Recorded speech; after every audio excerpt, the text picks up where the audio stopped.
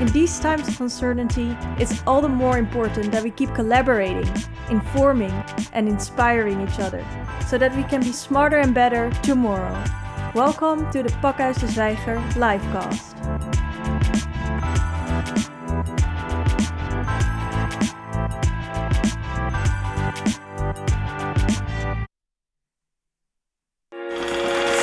Welcome to this livecast on our future economies. Capitalism, despite the tremendous increase in worldwide welfare through its innovative power and freedom, has at the same time a number of negative consequences. A transition is necessary to overcome ecological destruction, decrease in quality of life, and growing inequality. Given geopolitical developments, Europe has an important role to play in this transition. In the livecasts, we will start an open dialogue and discuss this transition with internationally renowned economists from all over the world. Questions will pass by, such as: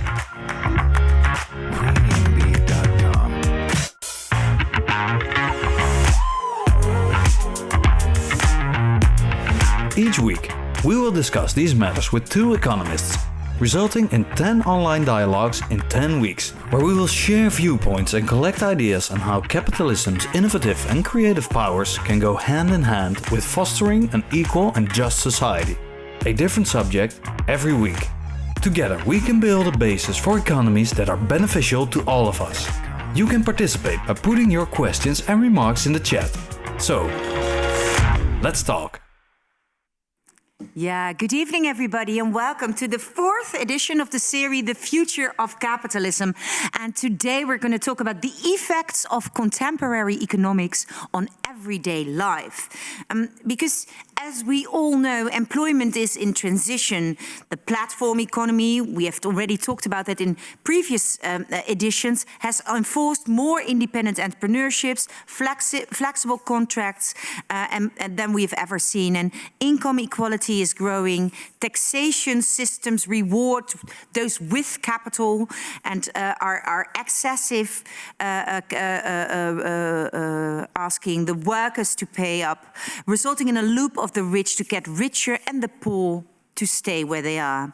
Simultaneously, housing markets are increasingly under pressure. Subsidized housing systems seem no longer to suffice in ensuring affordable housing for everyone.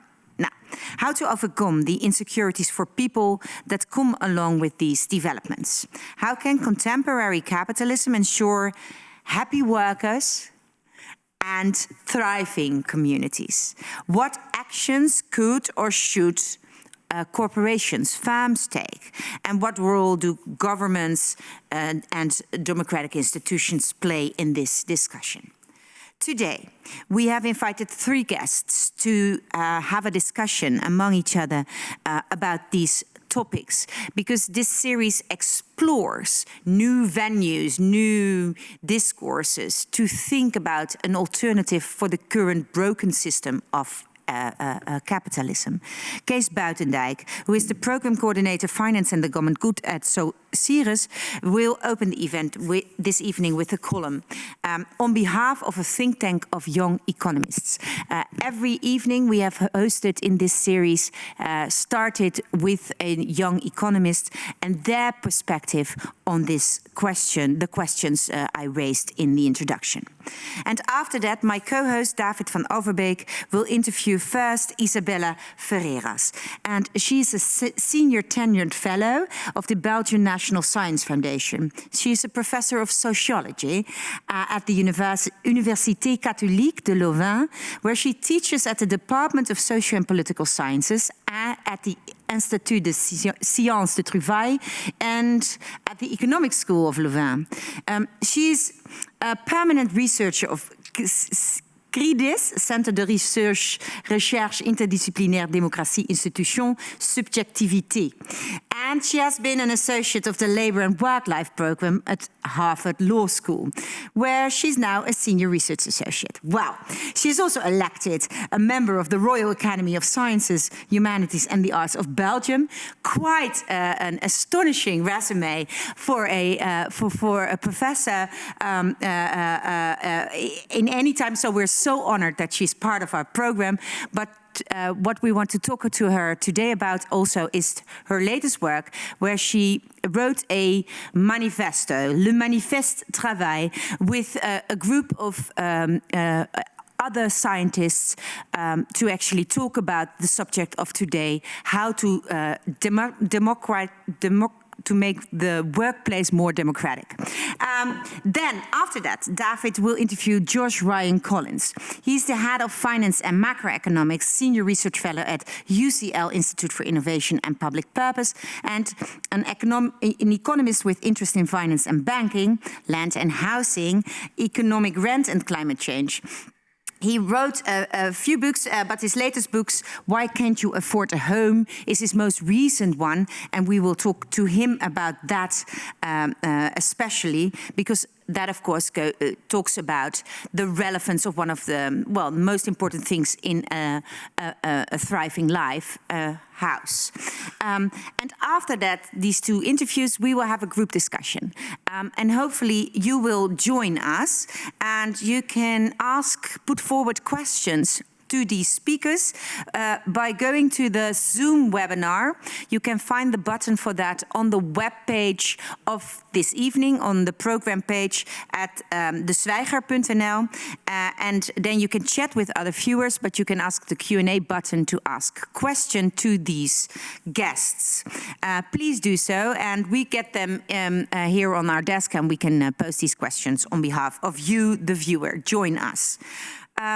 So that's a lot of information, and hopefully we can add another page to our research we are conducting, this public research we are doing, interviewing these amazing thinkers all over the world on relevant questions to reimagine capitalism.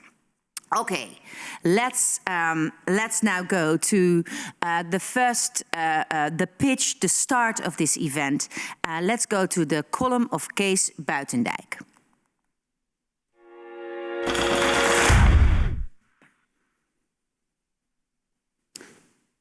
Earlier this year, American economists Ann Case and Angus Deaton published their book on deaths of despair. They signal that life expectancy in the United States, which is the wealthiest country in the world, is falling for the first time in decades.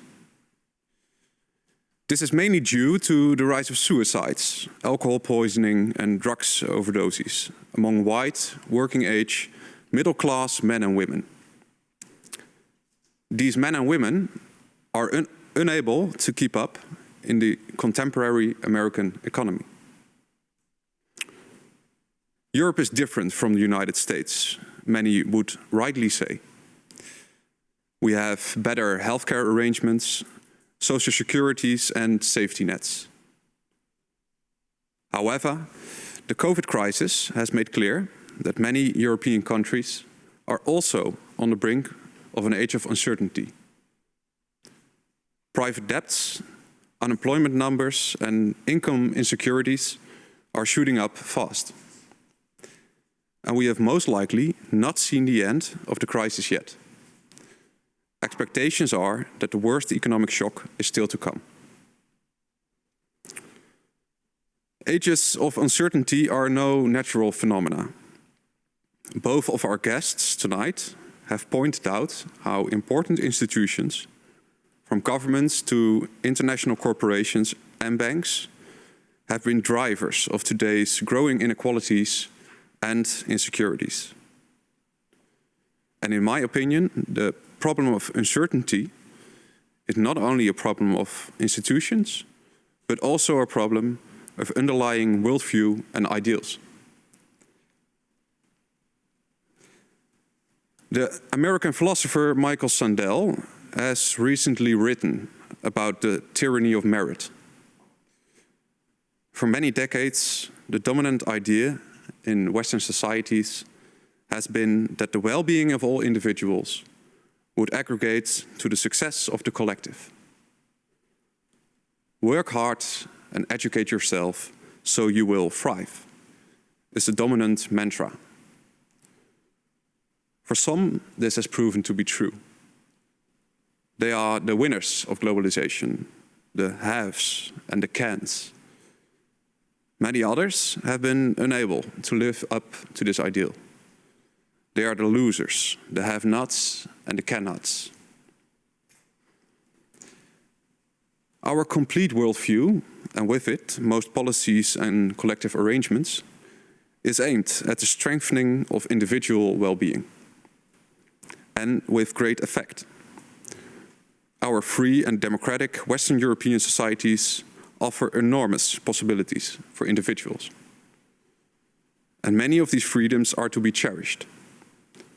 The freedom to express yourself, to choose your education, to travel where you want and work where you like. But it seems that we have come to a point where our ideals are wreaking havoc. We are not dealing with a democratic deficit or a lack of freedom, but with the problem that democracy and freedom do not work for us all.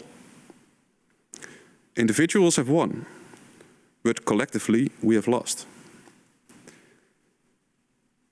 Liberal democracies in the West therefore face an important question again. How do we combine individual freedoms with collective securities? The security of a steady and meaningful job and a decent home to live in, for instance. In an already famous editorial, the Financial Times stated in April of this year, radical reforms will need to be put on the table, reversing the prevailing policy direction of the last 4 decades.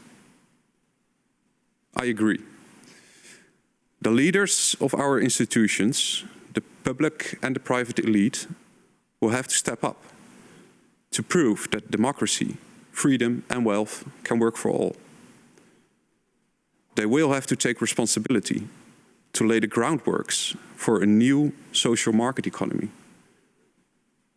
And maybe it's even time for unorthodox policy measures, like basic incomes, grant new social housing plans and stronger labor laws. The only question is, where and when will new coalitions stand up, of those that are willing to take painful but necessary decisions? Because from the current age of uncertainty, we seem to be able to go 2 ways. Into despair for many, or towards security for most. I hope we will choose wisely. Thank you.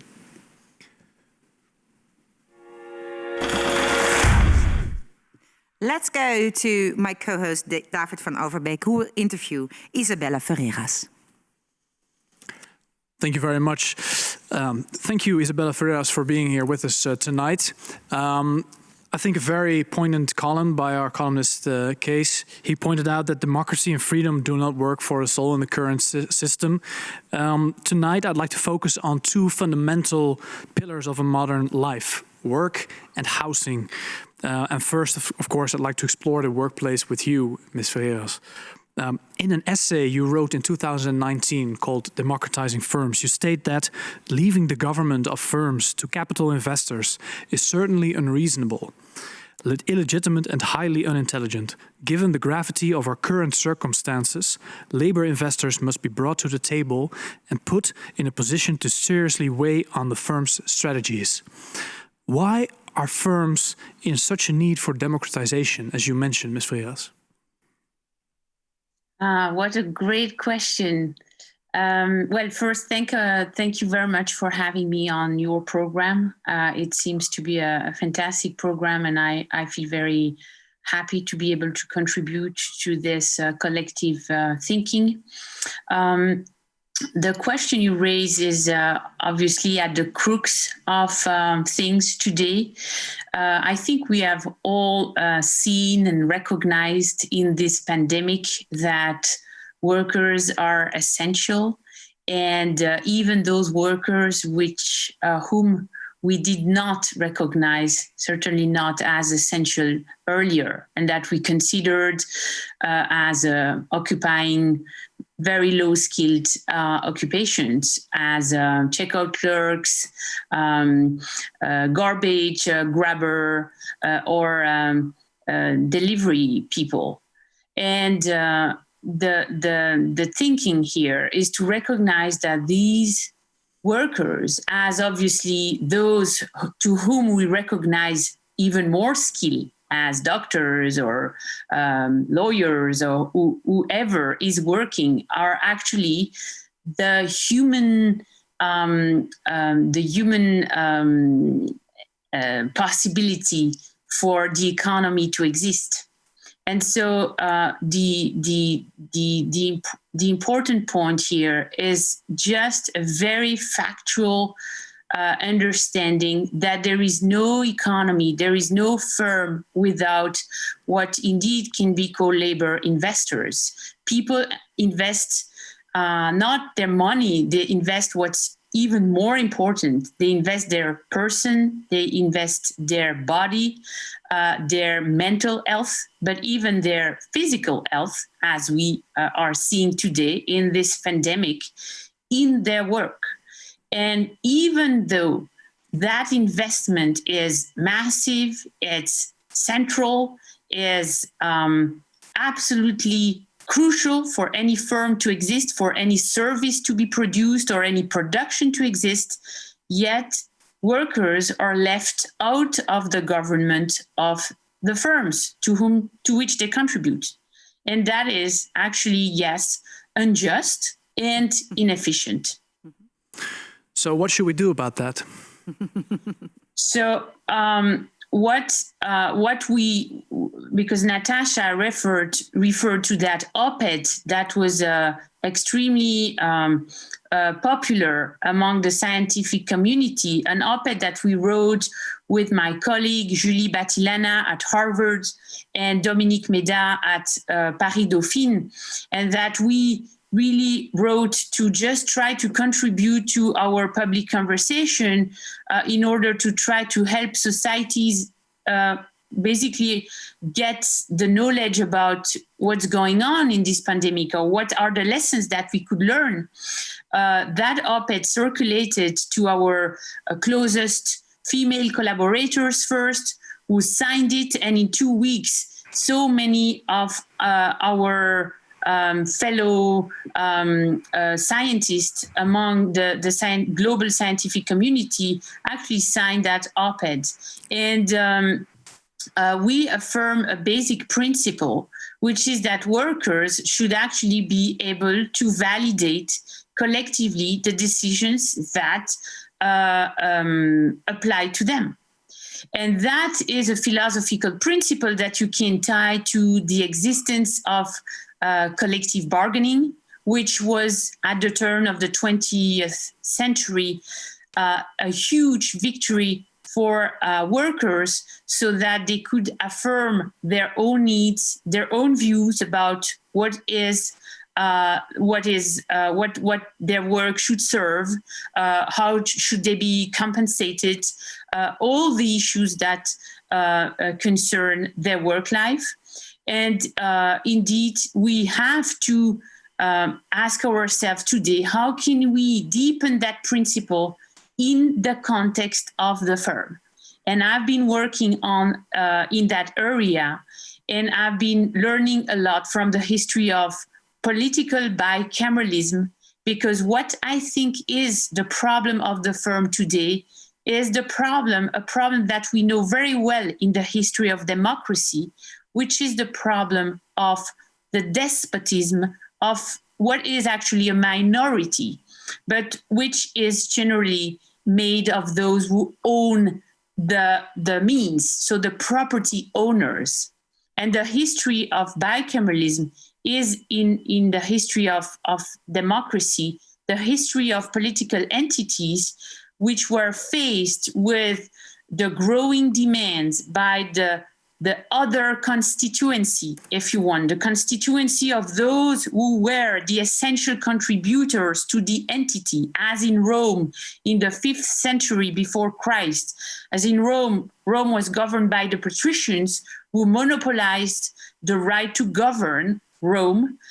And at some point, the plebs basically said, we're not going to continue to collaborate if we don't have a veto right on these decisions that actually affect us as much as they affect you, the patricians. And the plebs was made of the merchants, the army, so really the essential workers of the entity. And the compromise that was struck was indeed the compromise that the plebs would be able to choose for itself 2 representatives for the plebs, which would be able to veto the decisions of the patricians. And I think we should deepen the governance structure of firms today, because you can actually recognize in the board of the corporation what very much looks like a House of Lords. Yeah.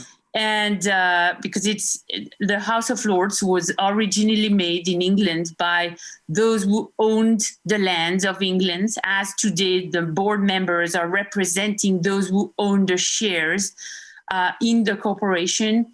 And the question before us is indeed, where is this House of Commons? Where is the representation, the channel for representation of those who invest their labor in the firm, who should be able to ratify collectively the decisions of the firm? What do we do with the profits, or what is the strategy of the firm? Are we building more plastic toys, or are we switching to more sustainable products? All those questions are questions of relevance for workers, and yet they are out of the possibility to have a say on those questions. Yes, very clear, Ms. Ferreras. Thank you. So in your book, you draw upon a history of monocameralism, so to speak, as you just mentioned already. You mentioned that a bicameral moment, as you call it, occurs every now and then, especially when the powers that are in charge sense that they will lose this power. I guess that is the analogy you just pointed out with Rome and the Senate over there, because if they don't share that power, they will lose it altogether. Now, in Europe, we already have things which are called, for example, work councils. So how do you distinguish, what is a bicameral firm, just to start with, and how do you distinguish it from, for example, the work council? I think that actually we can see existing works councils as the prefigurative assembly for that second chamber.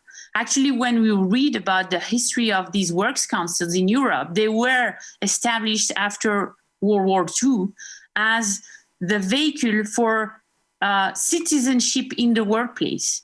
And if you look at parliamentary debates on these works councils, you will see that some were pushing for these works councils to be first steps toward true citizenship. Yet, actually, they have remained consultative assemblies, which enable workers' representatives elected on union lists to have a conversation with the top management. But they never have reached that level of importance in the corporate structure where they are empowered as the board of the corporation to basically ratify all the decisions or the important decision, the strategy of the firm. And I certainly see those works councils as the building block that actually already exists, even at the European level, and that should be empowered. So do you believe that we currently live in a bicameral moment, so to speak? Oh, I certainly think that our societies are in deep rethinking about themselves. It's a deep moment of introspection and of violence for those who are not like me, capable to or able to be in the security of their home and have to go to work and feel anxious about that. So as I totally agree with your the case Buitendijk, who shared with us his column to start this evening, I totally believe that we are only at the beginning of this crisis. And I think that as we are going to move deeper, these questions are going to be more and more to become more and more relevant, and it is going to be I believe a central question of the years to come. Yeah. Thank you, Ms. Ferreras. Thank you for all your answers. We're now going to move on to the next interview of tonight. Yes, and for that, I'm gonna see whether we can get Mr. Collins into the Zoom, and to do that, I'm gonna use a moment.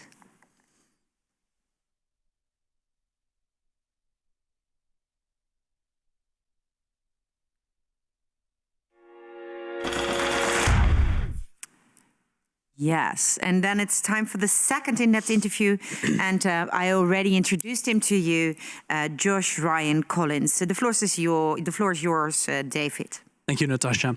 Thank you, Mr. Ryan Collins, for being here tonight. Can you hear us? We can't hear you, unfortunately. You have to put on your mic. Perhaps you have to put on your microphone. Unmute yourself, sir. Yes, there you are. Perfect. Are you there? No. Let's just test it. It's fine. It's live, so that is fine. Can you say something? Oh, that's unfortunate. You actually had to, I'm going to explain to the viewers here in the Netherlands, Mr. Collins, that Ryan Collins, that you had to speak to a group of central bankers. So that's why you were a bit later, so we couldn't test your Zoom presence. Let's see if you are already, if we can already get your sound. Hello? Hello? Yes, there perfect. So hi again. So, ladies and gentlemen, it's time for the second interview, and that is with Josh Ryan Collins, as I already mentioned. And the floor is yours, David. Thank you, Natasha. So now let's start for real. Mr. Ryan Collins, thank you for being here tonight with us. Professor Collins, when my father was young, he was about my age, he bought a house for about 200,000 guilders, or you could say 85,000 euros. And he paid off his mortgage in less than 10 years. Today, such a scenario is impossible for me and a lot of people from my generation, as our columnist Kees Buitendijk also mentioned. Here in Amsterdam, especially, young people need the financial help of their rich parents to buy a home. Why have housing prices risen so fast over the last few decades? Thanks. Yes, it's a very good question. There are a number of reasons behind it, and the one you hear most commonly is that it's to do with insufficient supply of new housing. So either the private sector or the government's not building enough homes.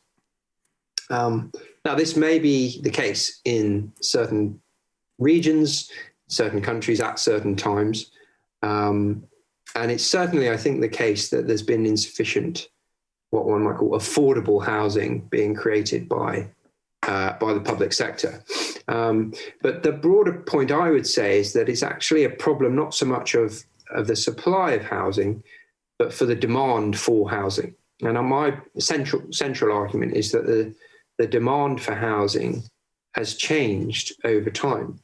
Now, whereas in the post-war period, say up to the 1980s or 1990s, people viewed homes essentially as homes, places to live, places to bring up your children, convenient place to get to work.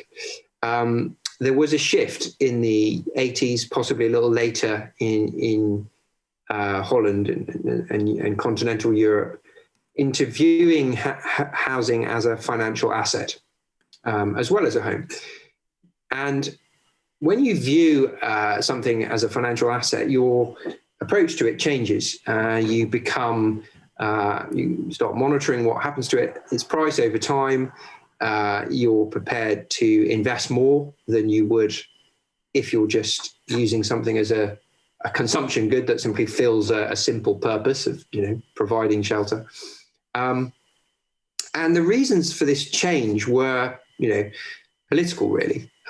Governments made a decision in Anglo-Saxon economies like the UK, Australia, the US, most significantly, that people, as pressures mounted on the welfare state and the post-Keynesian sort of settlement, that people should have the right to own a home, and that home itself could help provide them with financial security and a source of equity finance that could enable a reduction in that in welfare payments and that post-war social settlement, a weakening of that post-war social settlement, essentially.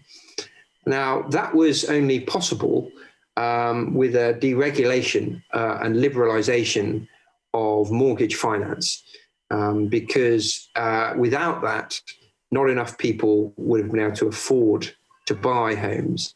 So this idea of the sort of home-owning democracy, this idea that everybody should have the right to privately own their own home with their own bit of land underneath it. That idea was made possible by financial liberalization, and particularly, as I said, in the UK and the US. And what happened was banks essentially have turned into real estate lenders. Now, the textbook model of the bank is that it takes money from savers and lends it to businesses, entrepreneurs, for working capital, or for capital investment, which are productive activities, are useful for the economy, supports economic growth. What we've actually had since the 1990s is a big shift in what banks do. Now the majority of bank loans actually support the purchase of existing real estate assets, i.e. homes, properties, domestic residences. Now I say existing because most mortgages do not finance the building of new homes, right? So they're not actually increasing the supply of new homes in the way I think a lot of people think maybe they do, and the way governments talk about mortgage finance. We need more mortgage finance to create more demand to build more homes. Actually, no. Actually, most mortgages simply increase the amount of money flowing into a relatively inelastic or finite supply of housing. Partially, that's also just to do with fundamentals. People want to live in cities near decent jobs, with near nice parks, near nice schools for their kids, with nice areas. And there's a fundamental limit on the amount of places in those areas. But there is this other problem that we've had this decline in affordable housing. And the state, as part of pulling back from that post-war welfare settlement, also pulled back on providing affordable subsidised land and affordable subsidised housing for a large swathe of the population. And social housing and social renting became rather stigmatised over time.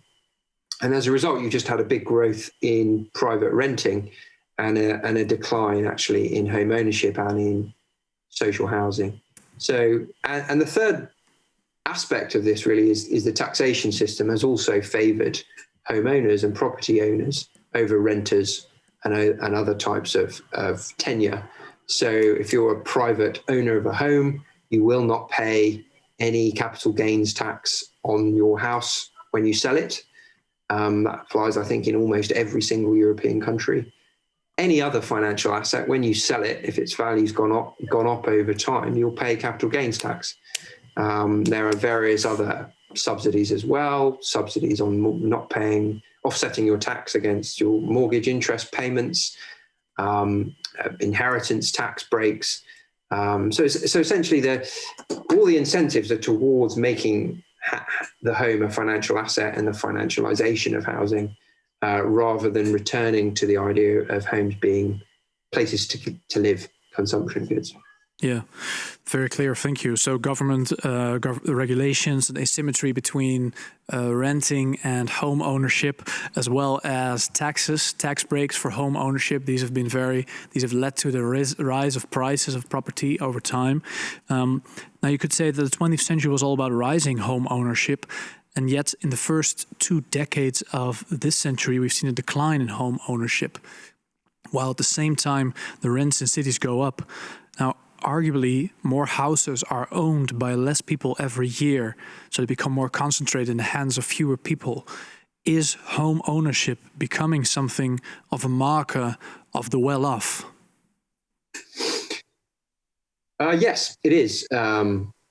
Increasingly, I would say. What you're seeing is a decline in people, say, under the age of 35, being able to own homes.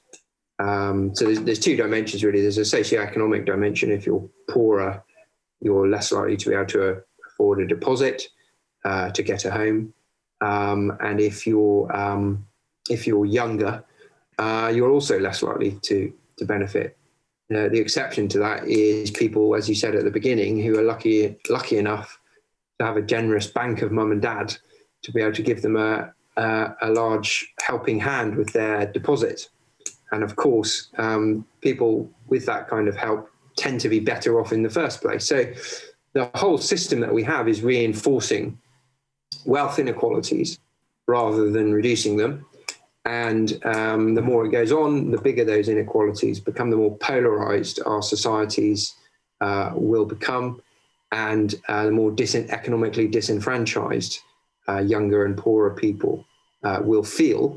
And I don't think that's sustainable, frankly. I think we will have unrest eventually, and it could manifest itself in a variety of undesirable ways.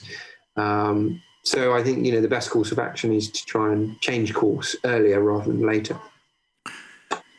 So how can we establish a level playing field for example, renting and home ownership? You mentioned there's a certain stigma revolving renting.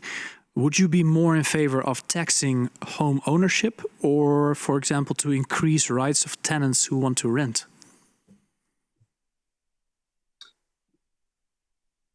I think you need to do both. You need to essentially make the housing taxation system tenure neutral.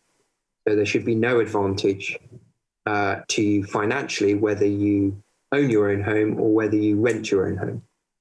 Or whether it's whether you're in a socially rented house owned by the government, or cooperatively owned house, or in a community land trust, or whatever the vehicle may be. That is absolutely key to the sustainability of the system.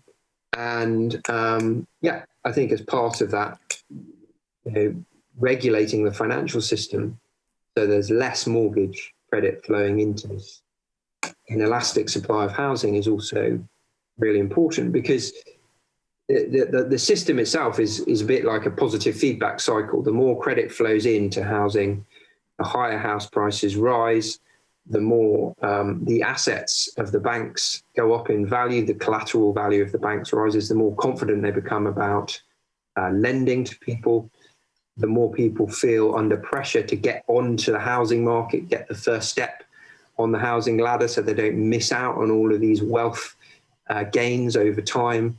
And it's a sort of self-fulfilling prophecy, really, that you end up in this situation of very high inequality, very high household debt. People take on bigger and bigger mortgages. And eventually you will, that will lead to a fall in consumption, because people will be paying more and more of their debt, more interest payments on their debt, and a financial crisis, as we saw in 2008, 2009. Last question, Mr. Ryan Collins. If we continue on this course, do you think a collapse of the housing market is realistic within 5 years, for example?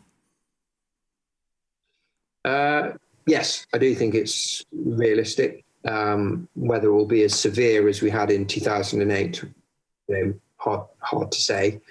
But if you look at the historical data, you tend to find you have these cycles, call them credit cycles. I would call them housing credit cycles. And you have these busts that happen about between every 15 to 20 years. And of course, in 5 years' time, we'll be due another one of those. It could be that the COVID pandemic speeds up that process, because you're going to have a collapse. You are having a collapse in people's incomes. So far, house prices have remained fairly stable, but I think that's partially because you've had sort of some strange things going on with people wanting to move out of cities and into places where they've got more space, and that's propped up demand a little bit outside of cities, perhaps. And also you've got rich people actually having more money than they would normally have, because they're not allowed to go out and spend it anywhere because of these lockdowns. So some funny things going on there, plus some governments stepped in to support the housing market, certainly in my country.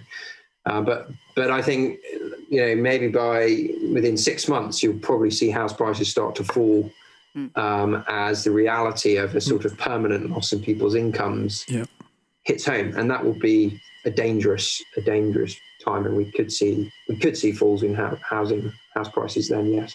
Yes. Thank you, Mr. Ryan Collins. Looking forward to discussing this at length during our discussion part. Thank you.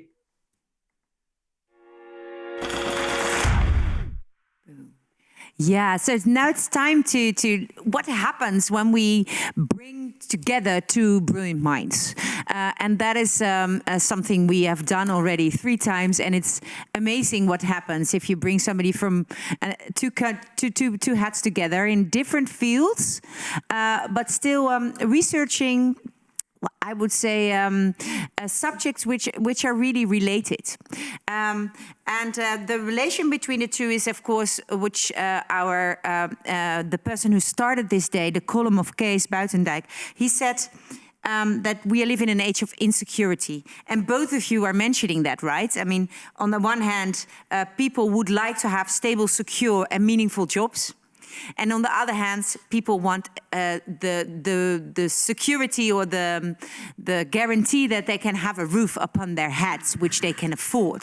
And they are fundamental aspects of human well-being.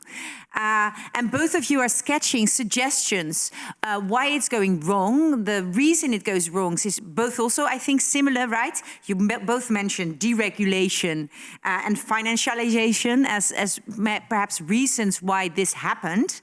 And so that is for me the commonality between your two analyses. And now the question is, what do you think of each other's reasoning?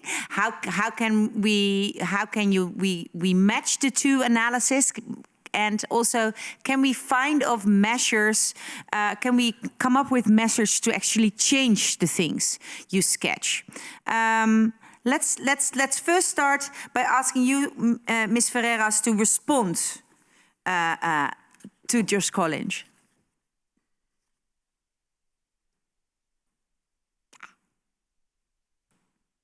Ik hoor niks. I'm not hearing Ms. Can't Ferreras. hear you, unfortunately. So she has to unmute herself. Yeah. Can There you hear are. me? Yes. Okay. All right. Wonderful. Okay. Good evening. Good evening, Josh. First of all. Hi. I think there is obviously a fundamental common thread here, which is that these goods that we are speaking about, which is to have a roof, to have a place where to live and to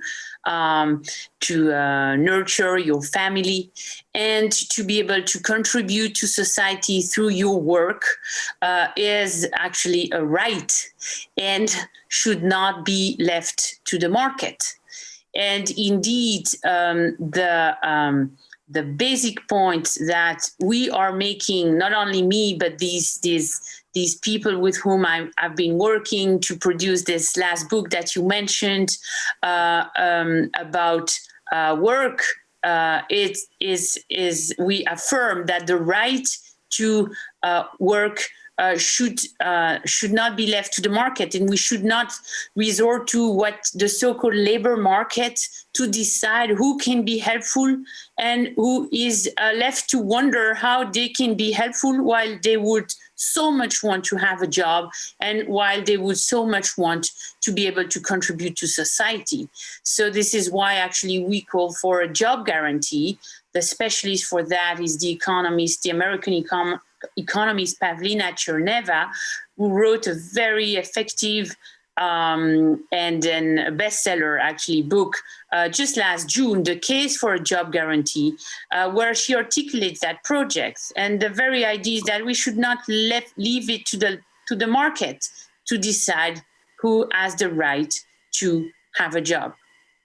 Yeah, and of course, Kees Buitenek also mentioned in his column that he was quoting actually the Financial Times, who said that radical reforms are necessary. And they were even mentioning basic income, right? There is, of course, a difference between guaranteeing income in a basic income and guaranteeing a job. Can you elaborate on that? Yes, basically there would be two differences. The first one is that the project of a job guarantee is really rooted in a reasoning about the importance of having a job and being as a vehicle for contributing to society and feeling useful. So you mentioned I'm a sociologist, and this is very central in our study of the importance of working. It actually gives meaning to people. It gives a sense of their usefulness to others. And it's very central to have a flourishing life, to feel that you are useful. And so the basic income justification does not necessarily resort to that, the importance of inclusion, social inclusion through working. Then there is another difference, which is that our countries, certainly in Europe, we already actually spend tons of money on unemployment schemes. And the idea here is just to leverage that money. So it's not that we're asking the moon or asking that, we mobilize suddenly huge amounts of new money injected into a new program. But what Pavlina is saying is that this money is already spent, but actually is only, if you want, digging holes in which people are feeling even more despair, to make a connection with the book of Angus Deaton and Anne Casey that you mentioned at the beginning, The Death of Despair. And so we should actually mobilize that money, which is already in the hands of the unemployment budgets in our national budgets, so that it's not unemployed people that are so-called activated, but it's that budget which is activated, so that these unemployed people who want, job seekers who want to be able to contribute, can actually participate in programs where they can, based on their skills, based on their needs and willingness to contribute, can develop jobs that are actually not bullshit jobs, important jobs. And we are very interested into an experimentation that has been going on in France, the expérimentation territoire zéro chômeur de longue durée. So basically it means zero long-term unemployed people. And for the last 3 years, there's been a very interesting scheme developed in 10 micro localities, where basically that money that is spent by the public power is activated, so that these unemployed job seekers can participate in programs in which they actively develop those positions for them. And what we know now is that these positions that they produce, that they create in a conversation with all the local, the community, the local leaders, etc., are 40% of these jobs are in the area of care, personal care to people, and 40 other percent are in the domain of the care for the planet. So there is a huge demand for people to be, by people to be useful. Yeah. And these, when we activate that money, actually enable people to bring the goods that are necessary to each others and to the planet. And so it's a very clear demonstration that the so-called labor market, it's probably not the right device to organize our collective life. Yeah, I can imagine. Professor Josh Ryan Collins, Professor Ferreras was mentioning that we shouldn't leave such an important thing as meaningful jobs to the market. You could say that you have the same analysis for housing. You shouldn't leave such an important thing as for housing just to the market. What kind of institutional reforms do we need to research or to think of or to reimagine to be able to reach that point, that housing, a good house, a roof upon your head is not left to the market? I'm not sure I would quite agree with the framing of leaving it to the market. Yeah. Can you hear me okay? Yeah. So you would say I'm not supposed to frame you, so sorry. Well, no, I mean, I think there's a slight risk with talking about leaving it to the market, as though the market is somehow, independent of policy decisions, right? You've got the government here, and you've got the market over there. They're different spheres.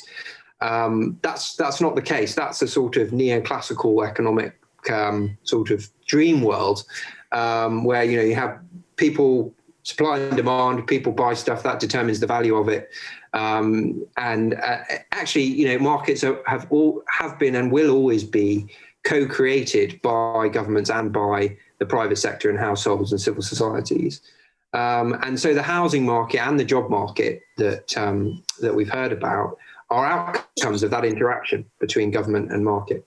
And with the housing market, you thought, in a sense, one could argue the problem has been driven by the state to some extent, because the state has allowed houses, as I said, to become financial assets rather than as consumption goods, places to live. So the market, the government has essentially, via, for example, not taxing capital gains on property and wealth gains, and by allowing banks to lend huge amounts of money against these particular assets, has sort of allowed the financialization of housing to take place. So, and has also withdrawn from the provision of affordable housing. All of those things should be reversed, basically. So, in terms of institutional reforms, it's just about creating a better market, really. And I think what we need is a sort of balanced mix of provision of housing. So the state providing some, maybe you can still have some market provided housing. Maybe you can have cooperative models of housing. The key thing with housing, I think, is that you separate out the increase in value in land from the price of the house. Okay, so the increase in the value of land over time is the result of many different organizations, the private sector, the public sector, investing in a particular area. So say the government builds a new metro station, the value of the land of all the properties near that metro station is probably going to double or triple over time. Those are economic rents. The owners of the properties near that metro station have done nothing to deserve those rents. They should be taxed. And any form of land appreciation really should be taxed. That would reduce the value of houses, it would reduce the speculative demand for housing that I've been talking about, and enable a much better system. But just to speak to Isabelle's argument, I mean, I entirely agree with the concept of a job guarantee scheme. I personally am more in that camp than in the basic income camp for some of the reasons she's talked about, in the sense that I think a job gives people a sense of dignity in a way that just a handout from the state doesn't. It gives people more of a purpose. So I would be supportive of that going forward. And I think the challenge really is probably a governance challenge in terms of how do you make sure that, who decides on the type of job that is provided for people? Should it be central government? Should it be local government? Should it be communities themselves? That all of that stuff, is going to be political. It's going to be subject to political negotiation. The one advantage of the basic income, I guess, is you cut through all of that kind of debate, really. But maybe you need that debate for democratic, reasons. Yeah. very clear. Thank you, Professor Ryan Collins. Another question for you. When you mention financialization, you could say it's not arguably only the expansion of the financial sector or the rise of derivative markets, for example, and securitization, but it's also a mindset, a way of looking at the world in which aspects paramount to human life, such as land, work, and money, are commodified in a certain way. So perhaps if we dive a little bit more deeper under the argument that you just made, would you agree that there's a certain view that we hold on these crucial aspects of human life, land, work, for example, house? What has been the result of that view, and how can we change that with keeping in mind the reforms that you just mentioned? Well, yeah, I'm a bit reluctant to go down the path of sort of saying it's up to individuals to change their view on these issues. I think there's a the state has played a key role in, for example, determining how we think about property and land. And in a sense, I think it's up to political leaders to create a new kind of narrative around housing or work. In the case of what Isabelle's been talking about, it's not going to be enough just to say, people need to change their behavior on their own, or communities need to work this out on their own. There's very strong structural pressures and power imbalances, and these are systematic problems. They're not sort of small marginal problems. So a narrative around affordable housing should I think focus on, even if you're lucky enough to own a home and you've enjoyed all these wealth gains over the last 30 years, what about your children and your grandchildren? What are they going to do? They're never going to be able to live in the way that you've lived unless you sell your house and become much, much poorer. That's the kind of narrative we want, and a narrative around, what one might call deserved wealth as opposed to undeserved wealth, like these land rents I've just been talking about, which increases in house prices don't actually benefit the economy. Actually, in a macroeconomic sense, all they do is essentially increase the debt burden on people and increase people's sort of overheads, leaving them less money for consumption or investment. So that's the sort of narrative I think we need to approach. But then you could, of course, make the parallel that maybe we could advocate for a right to a guaranteed house, like the right to a guaranteed job. Sure, yeah. I think housing should be seen as a right, but not just any housing. Good quality housing. And I think the United Nations envoy on this has been making that case. Yeah, constantly she was here. Yeah, housing as a human right. Really interesting. Yeah. Yeah. So the narrative is quite similar and nice. Yeah, I see Professor Ferreras wants to respond. Yes, just to contribute to the conversation. Indeed, it's, I think, fundamental that we remind ourselves that the Universal Declaration of Human Rights that was signed after World War II really tried to encapsulate the knowledge, the lessons that the nations at the time thought that they should actually learn from the tragedy of Second World War. And among these principles were indeed to consider the right to have a house and the right to work as human rights, as fundamental rights. And I think that it's fair to say that we have organized our economic system around a very different principle. And this is what I meant, obviously, by resorting to the market. So just to respond to the point Josh was making, indeed, it would be unfortunate if people understood when I say to resort or to let to the market,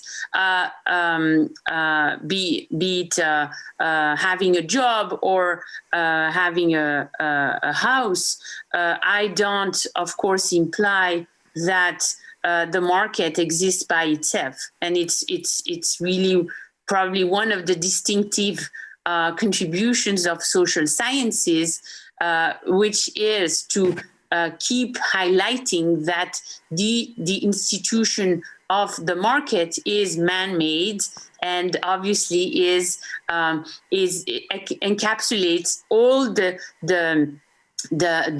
norms that we give to ourselves as societies. But of course, these norms that we give to ourselves are dependent on the power relationships that shape these norms.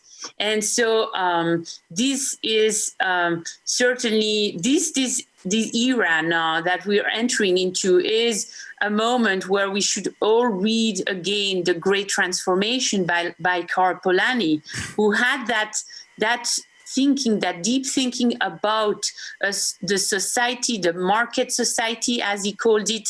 That book was published in 1944, and it was really a reflection about how Germany basically fell into the arms of Hitler as how he called it, a way to protect itself from the violence of the market. And Polanyi highlighted the fact that a market society indeed deals with labor, deals with money, and deals with land as fictitious commodities, as he calls them. And there is something fundamentally, at least unstable, and obviously unjust to deal with these principles of a good life for every one of us through the vehicle of the market as like the distribution mechanism for these so important goods. So it speaks certainly for the importance of the crisis in which we have entered, that we are capable today to have these types of conversation, and that they feel more or less relevant. Yes. I guess.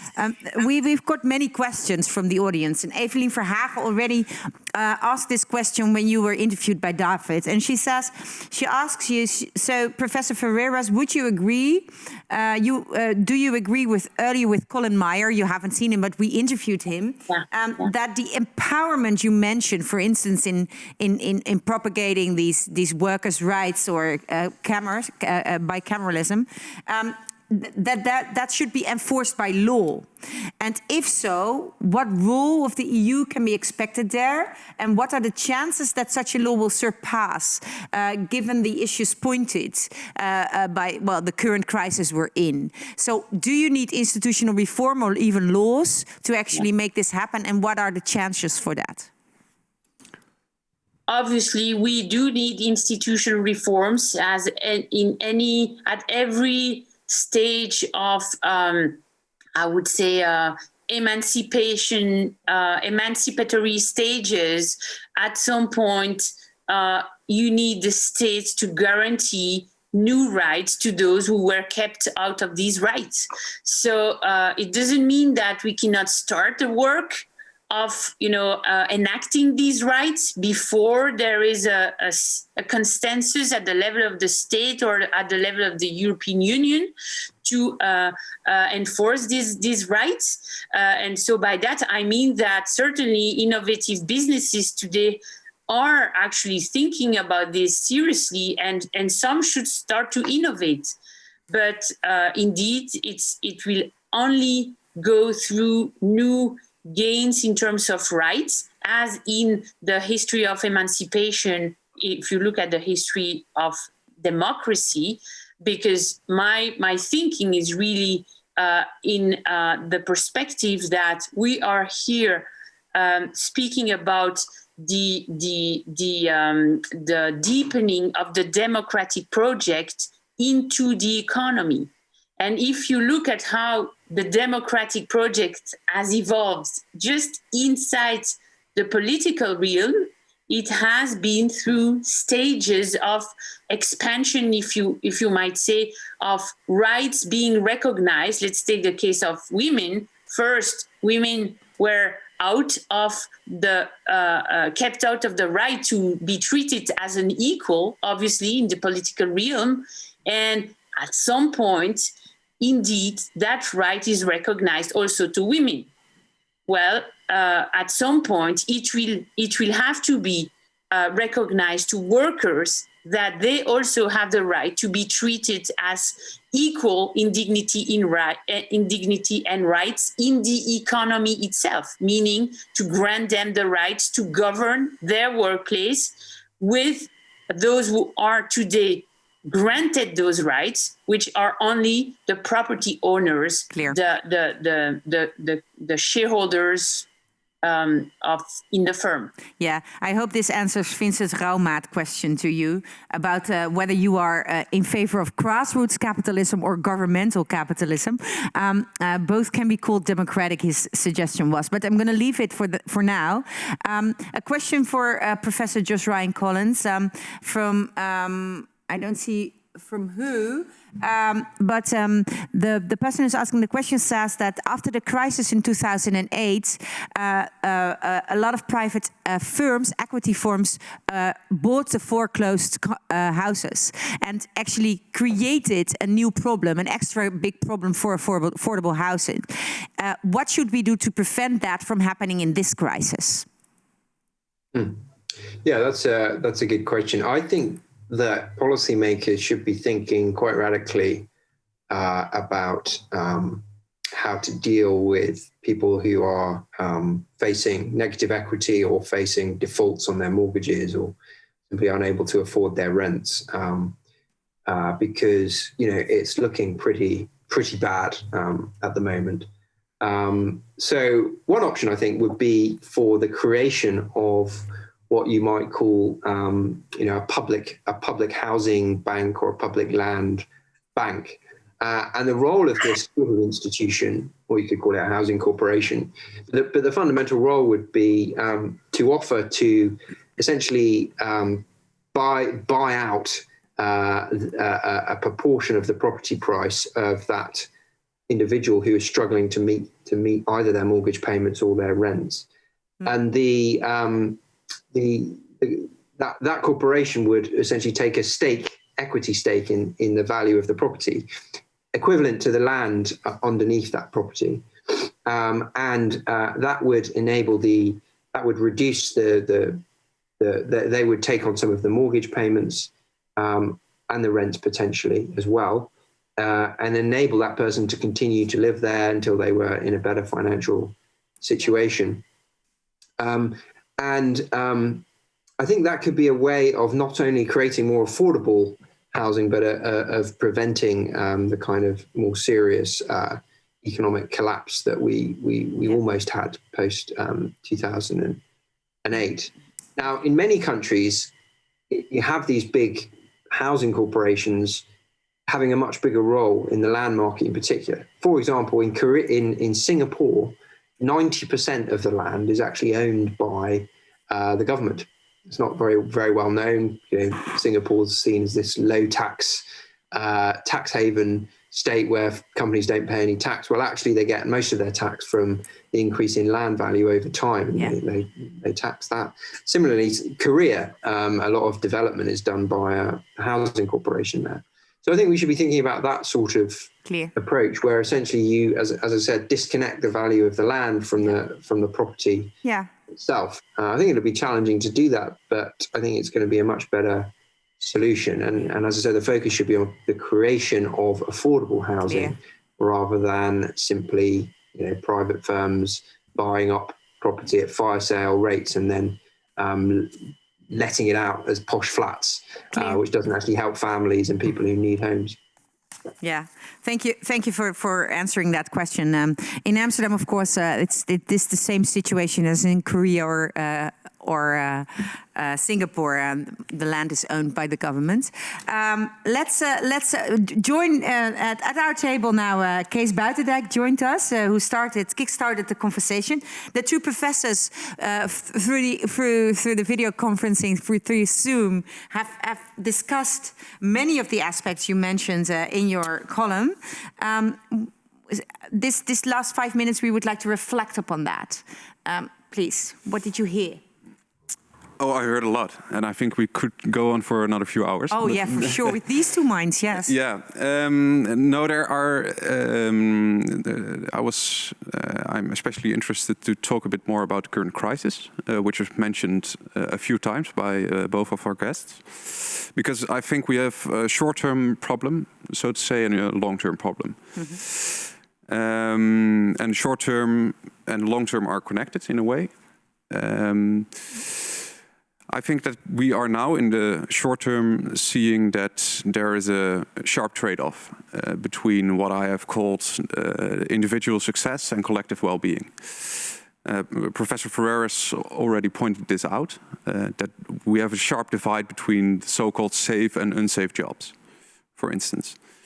What Ryan Collins said is that already before the crisis, we were seeing a similar problem in housing. Yeah, insider-outsider problems. Yeah, safe and unsafe housing, to stay in the same comparison.